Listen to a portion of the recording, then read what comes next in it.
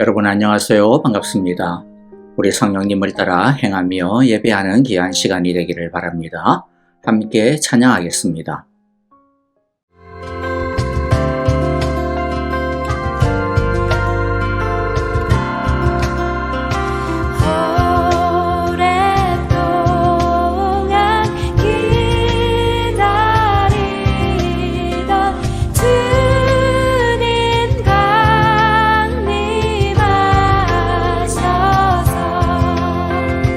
죄의 매인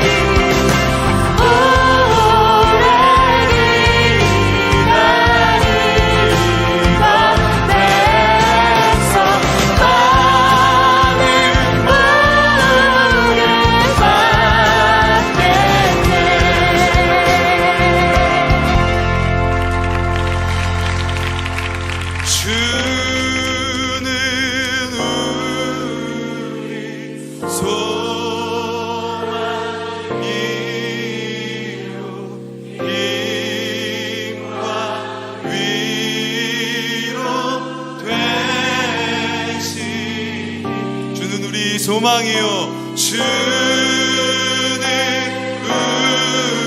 우리 소망이요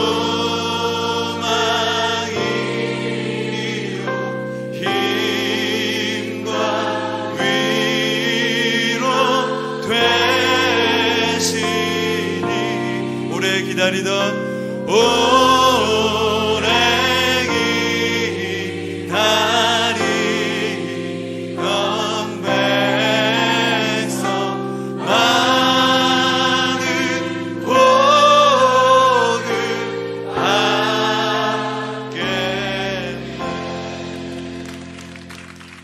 오늘 우리 함께 나눌 하나님의 말씀은 갈라디아서 5장 16절부터 18절의 말씀입니다. 우리 한 절씩 같이 읽겠습니다. 내가 또 말합니다. 여러분은 성령께서 인도하여 주시는 대로 살아가십시오. 그러면 육체의 욕망을 채우려 하지 않을 것입니다. 육체의 욕망은 성령을 거스르고 성령이 바라시는 것은 육체를 거스릅니다. 이 둘이 서로 적대 관계에 있으므로 여러분은 자기가 원하는 일을 할 수 없게 됩니다. 그런데 여러분이 성령의 인도하심을 따라 살아가면 율법 아래에 있는 것이 아닙니다. 아멘. 바울은 우리가 이제 예수님으로 말미암아 자유하게 되었다라고 말했죠. 그런데 이 자유에 대해 사람들이 간혹 오해를 많이 합니다. 아이고, 그러면 이제 내 마음대로 살아도 되겠구나. 죄와 율법에서 자유하게 되었다고 하니까 그러면 이제 성경에서 해라 마라 뭐 그런 명령도 신경 안 쓰고 살 수 있겠구나 라고 오해를 많이 하곤 합니다. 바울이 갈라디아서나 로마서에서 우리가 율법에서 자유하게 되었다라고 표현하는 것은 율법을 무시하고 마음대로 죄를 지어도 마음대로 하고 싶은 대로 살아도 된다 그런 뜻이 아닙니다. 먼저 우리가 이때까지 갈라디아서의 큰 주제, 첫 번째 주제였던 것에 대해 정리를 좀 해야겠습니다. 즉 우리는 율법에서 자유하게 되었다. 복음은 우리를 율법의 아래에서 자유하게 하셨다라고 하는 것이죠. 그러면 도대체 율법에서 자유하게 되었다라고 하는 뜻이 무엇인지 정리하고자 합니다. 크게 요약을 하면 두 가지 의미의 자유입니다. 첫째는 우리가 율법에서 자유하게 되었다라고 하는 것은 우리는 더 이상 율법을 지킴으로써 구원을 얻으려고 노력할 필요가 없다라는 뜻입니다. 율법을 지킴으로 선행을 행함으로 구원을 얻는다라고 하는 것은 신기루이고 허상이고 거짓이기 때문입니다. 그런데 사람들은 하나님께서 율법을 주신 목적을 오해하여 율법을 지켜야 구원을 받는다. 율법을 지켜야 하나님의 백성됨의 자격을 잃어버리지 아니하고 끝까지 천국까지 갈 수 있다라고 하나님이 주시지도 않은 율법의 짐을 스스로 지고 살았던 것입니다.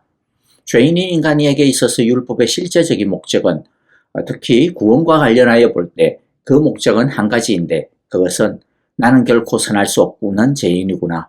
나는 결코 하나님의 법을 지킬 수 없는 사람이구나. 나는 죄인이야 라고 하는 것을 깨닫게 하는 것입니다. 그런데 이렇게 죄인됨을 자각하고 또 스스로에 대해 절망하고 좌절하는 것이 어떻게 구원과 연결이 됩니까? 그것은 스스로에 대해서 절망을 하고 오직 하나님의 구원의 은혜만을 붙들게 하기 때문입니다. 자신에 대해서는 철저하게 부정하고 오직 하나님의 은혜만을 결사적으로 붙들게 하여 하나님 앞에 나오게 하는 것, 하나님을 갈망하게 하는 것, 하나님 앞에 엎드리게 하는 것, 오직 주의 자비와 사랑과 용서에만 해결책이 있다라고 하는 것을 인정하고 의지하고 전적으로 하나님을 믿게 하는 것, 오직 하나님이 마련해 두신 구원의 길에만 구원이 있고 생명이 있다라고 하는 것을 믿게 하는 것이 율법의 진짜 기능인 것입니다. 그런데 그 하나님의 구원의 길이 무엇입니까? 바로 예수 그리스도입니다. 그래서 율법의 진짜 목적과 기능은 자신의 죄인됨을 철저하게 인식하고 오직 하나님의 구원의 길인 예수 그리스도 앞으로 나오게 하는 것입니다. 그런 의미에서 복음은 율법을 지키면 구원을 얻을 수 있다, 지킬 수 있다라고 하는 이 가짜 짐으로부터 자유하게 하는 것이죠. 하나님의 유일한 구원의 길이요 방법이신 예수님께서 모든 죄를 해결하셨습니다. 그리고 우리가 예수님을 믿을 때 예수님께서 해결하신 그 의가 우리의 것이 되는 것입니다. 자, 둘째, 우리가 율법에서 자유하게 되었다라고 하는 의미는 죄를 깨닫기만 할 뿐 죄를 이기는 힘이 없었던 율법의 무능력의 속박으로부터 자유하게 되었다라고 하는 뜻입니다. 무슨 말이냐면 율법은 우리에게 무엇이 하나님의 뜻이고 어떻게 해야, 어떻게 살아야 하나님의 뜻을 따라 사는 것인지를 분명하게 보여주고 있습니다. 왜냐하면 율법은 하나님의 지혜요, 말씀이기 때문입니다. 그런데 문제가 뭡니까? 우리는 아무리 율법을 공부하고 훈련해도 율법을 온전히 지킬 수 없다는 것입니다. 율법은 이렇게 해라, 저렇게 해라, 이러면 안 된다, 이렇게 말만 할 뿐이지 우리로 하여금 죄를 이기고 하나님의 말씀을 지킬 수 있는 능력 자체를 주지는 못한 것이죠. 그래서 우리는 율법을 보면 볼수록 율법을 지키려고 하면 할수록 어떤 상태에 빠져드느냐 하면 좌절에 빠지는 겁니다. 나는 안 되는구나. 난 도무지 하나님의 말씀을 지킬 수 없구나. 라고 말이죠. 그래서 나중에는 어떤 마음까지 듭니까? 나 진짜 하나님의 자녀가 맞나? 내가 진짜 구원을 받은 거에 맞나? 이렇게 말씀을 제대로 지키지도 못하다가 나중에 내가 받은 구원이 취소되는 거 아니야? 이런 구원의 확신이 흔들리고 하나님의 자녀라고 하는 정체성이 흔들리게 되고 구원의 기쁨이 사라지게 되는 지경까지 빠지게 되는 것입니다. 그러니까 율법을 붙들면 붙들수록 율법을 사랑하면 사랑할수록 오히려 죄책감이 더 들고 두려움은 더 커져가게 되는 것이죠. 그런데 예수님 안에서 우리는 율법의 이 무능력에서 자유하게 되었습니다. 왜냐하면 성령님이 우리 안에 거하게 되셨기 때문입니다. 성령님이 우리를 율법의 무능력에서 자유하게 하시고 하나님의 말씀을 제대로 사랑하고 순종할 수 있도록 도우고 계시기 때문입니다. 자, 이제 우리가 율법에서 자유하게 되었다라고 하는 것을 이제 간단하게 다시 정리하겠습니다. 잘 기억하시기를 바랍니다. 율법에서 자유하게 되었다라고 하는 첫 번째는 더 이상 율법을 지킴으로써 구원을 얻으려고 노력할 필요가 없다. 율법의 행위를 통해서가 아니라 오직 믿음으로 구원을 받게 되었다라고 하는 뜻입니다. 두 번째는 하나님의 말씀을 깨닫게 할 뿐 죄를 이길 능력을 주지 못했던 율법이 아니라 성령의 인도를 받아 자발적으로 율법의 정신을 따라 이루며 살아가게 되었다라고 하는 뜻입니다. 자, 그래서 바울은 이제 5장 16절부터 6장 마지막까지 우리가 자유한 사람으로서 어떻게 살아야 하는지, 성령께서 우리를 어떤 자유한 사람이 되게 하시는지 그것에 대해서 가르쳐 주실 것입니다. 주님을 믿음으로 자유인이 되었다면 자유인으로서 합당한 삶을 살아야 한다라는 것입니다. 자유란 단순히 어디로부터 벗어나게 되었다, 그게 다가 아닙니다. 진짜 자유는 그 자유함을 가지고 올바르게 사는 것에 있습니다. 선을 이루며 살고 사랑을 이루며 사는 것이 진짜 자유인 것입니다. 그런데 자유를 얻은 우리 그리스도인에게 가장 큰 문제가 무엇일까요? 먼저는 이 자유를 빼앗으려고 하는 악한 적이 있다고 하는 것이고, 둘째는 우리가 이 악한 적을 우리 힘으로는 무찌를 수 없다라는 것이고요. 그래서 셋째는 마음은 원이로되 육신이 약하여 자주 넘어진다라는 것에 있습니다. 우리가 가진 이 자유는 위태로운 자유입니다. 하나님이 주신 자유가 위태롭다 그런 뜻이 아니라 우리의 자유를 앗아가려고 하는 끊임없는 공격이 있다는 뜻에서 위태롭다라고 하는 것이죠. 17절에 보면 적대 관계에 우리가 놓여 있다고 합니다. 17절 다시 읽어봅니다. 육체의 욕망은 성령을 거스르고 성령이 바라시는 것은 육체를 거스릅니다. 이 둘이 서로 적대 관계에 있으므로 여러분은 자기가 원하는 일을 할 수 없게 됩니다. 자, 어떤 적대 관계입니까? 우리 안에 육체의 욕망과 성령의 욕망이 서로 대치하고 있는 것입니다. 사도 바울은 이것을 로마서 7장에서 이렇게 표현을 하고 있습니다. 너무나도 유명한 표현인데요. 잘 아는 표현일 겁니다. 우리 같이 한번 읽어봅니다. 로마서 7장 21절, 여기에서 나는 법칙 하나를 발견하였습니다. 곧 나는 선을 행하려고 하는데 그러한 나에게 악이 붙어 있다는 것입니다. 나는 속 사람으로는 하나님의 법을 즐거워하나 내 지체에는 다른 법이 있어서 내 마음의 법과 맞서서 싸우며 내 지체에 있는 죄의 법에 나를 포로로 만드는 것을 봅니다. 자, 이것이 우리의 현실입니다. 예수님이 우리를 구원하셔서 막바로 천국으로 데리고 갔으면 아무런 갈등이 없었을 텐데, 그러나 우리가 이 세상에 남아 살고 있다라는 것이죠. 자, 그런데 그렇게 막바로 천국으로 데려가면 우리가 이 세상을 떠나는 것이니까 죽는 것이죠. 자, 그런데 그건 뭐 좋은 게 아니겠죠. 자, 무엇보다도 우리는 이 세상에서 해야 하는 선한 일이 있습니다. 그것 때문에 하나님이 이 세상에 남겨두시는 거죠. 그게 뭡니까? 오직 구원받은 자, 하나님의 나라를 유업으로 받은 자만이 할 수 있는 그게 있는데, 그것은 이 세상을 구원하는 것입니다. 나만 구원받고 땡이다. 그것은 하나님의 마음을 가진 사람의 마음이 아니지 않겠습니까? 내가 누군가의 도움으로 구원을 받았으니 우리도 누군가가 구원을 받을 수 있도록 돕는 자들이 되어야 합니다. 믿는 자들이 아니고서는 믿지 아니하는 사람들이 예수님을 영접할 수가 없고 구원을 얻을 수가 없습니다. 자, 그런데 육신을 가진 우리가 죄가 지배하는 이 세상에서 살기에 갈등이 있을 수밖에 없다는 이 문제가 우리에게 있다. 자, 이것이 우리의 현실이에요. 이것이 영적인 싸움입니다. 우리는 이 영적인 싸움을 잘 싸워야 합니다. 그리고 이겨야 합니다. 그런데 저도 그렇지만 우리의 고민이 무엇이라고요? 이 영적 싸움에서 자주 넘어지고 질 때가 있다라고 하는 것이죠. 바울이 로마서 7장 24절에서 이야기한 것처럼 오호라 나는 곤고한 사람이로다. 이게 우리의 문제인 거죠. 자, 그래서 우리의 최대의 과제는 어떻게 하면 이 영적 싸움에서 이길 수 있을까 하는 것입니다. 그 비법을 바울은 16절에서 먼저 알려주고 있습니다. 16절 같이 읽어봅니다. 내가 또 말합니다. 여러분은 성령께서 인도하여 주시는 대로 살아가십시오.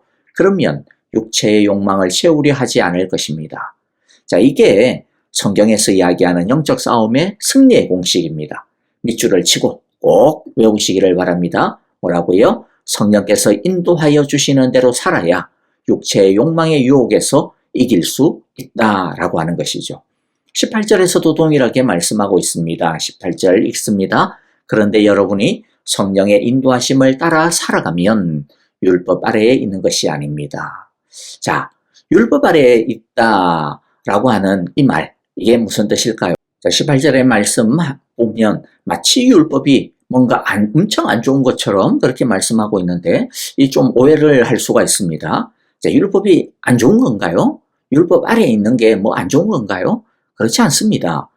왜냐하면 율법은 하나님의 지혜고 생명이고 의이고 능력이 있거든요. 자, 그런데 왜 여기서는 율법 아래에 있는 것이 안 좋은 것처럼 말씀하시는 걸까요? 자, 그것은 우리가 오늘 말씀 처음에 율법에서 자유하게 되었다라고 하는 것 두 가지 정리했잖아요. 그것을 기억하시면 됩니다. 율법 아래에 있다. 뭐였습니까? 뭐가 율법 아래에 있다라고 하는 것이었어요. 율법을 지킴으로 구원을 받을 수 있다라고 하는 가짜 믿음이었습니다. 그래서 끊임없이 율법을 지켜야 돼. 못 지키면 구원 못 받아. 그런데 제대로 지킬 수가 있습니까? 없죠. 그래서 율법 아래에서는 결국에는 끊임없이 나는 심판받을 거야. 나 구원받을 수 없을 것 같아. 라고 하는 끊임없는 정죄감과 불안감, 심판에 대한 공포가 반복이 됩니다. 그런데 성령의 인도하심을 따라 예수님의 십자가와 하나님의 은혜를 붙들고 살면 율법으로서가 아니라 은혜로 구원을 받는 거구나. 은혜로 사는 거구나. 라고 하는 참 자유를 얻게 되고 불안과 공포 대신 기쁨과 평안을 얻게 된다는 것입니다. 또 율법 안에서 우리는 하나님의 명령을 알 뿐이었지 행할 능력이 없었죠. 그래서 율법을 알면 알수록 지키려고 하면 할수록 야, 나 안 되는구나 라고 하는 무능력에 빠질 수가 없고 결국에는 안 되면 어떻게 됩니까? 심판에 대한 두려움에 빠질 수밖에 없었습니다. 그런데 성령을 따라 행하면 성령의 능력으로 말씀에 순종할 수 있고 육체의 욕망을 이길 수 있게 되는 겁니다. 그러므로 우리의 자유를 올바르게 사용하는 길은 무엇입니까? 성령을 따라 행하는 것입니다. 육체의 욕망을 이길 수 있는 힘도 성령을 따라 행하는 것입니다.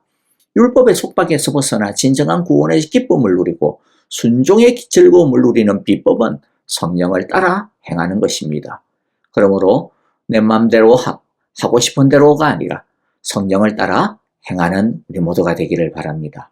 그리고 내 능력, 내 지혜, 내 꾀만 믿지 말고 내 경험만 믿지 말고 우리 모두 일마다 때마다 성령의 도움을 구합시다. 답답하고 어렵고 힘든 험한 난관이 맞닥뜨린다 하더라도 겁내지 말고 좌절하지 말고 성령의 도움을 구합시다. 그리고 성령의 도움을 의지하여 날마다 일마다 행하는 우리 모두가 되기를 바랍니다. 성령을 따라 행할 때, 성령의 인도하심을 따라 살아갈 때 우리는 영적 싸움에서 이길 것입니다. 아무쪼록 모든 영적 적대 관계에서 성령을 따라 행함으로 백전백승의 승리를 이루게 되시기를 간절히 기도하고 축복합니다. 아멘. 자, 오늘 우리에게 주신 귀한 하나님의 말씀 마음 가운데 새기면서 주여 이 자유를 제대로 누리며 살아가게 하소서. 주여 이 자유를 성령을 따라 행함으로 온전히 제대로 의를 이루며 하나님의 거룩을 이루며 하나님의 뜻을 이루며 사는 데 사용케 하소서. 참 자유인으로 살아가게 하소서라고 우리 함께 기도하기를 원합니다. 교회를 위하여 기도할 때 주님 나에게 주신 이 자유를 이제 다른 사람들에게 전하기를 원합니다. 영혼 구원하는 우리 교회가 되게 하소서. 영혼 구원하는 우리 온 성도들 되게 하소서라고 우리 함께 기도하고요.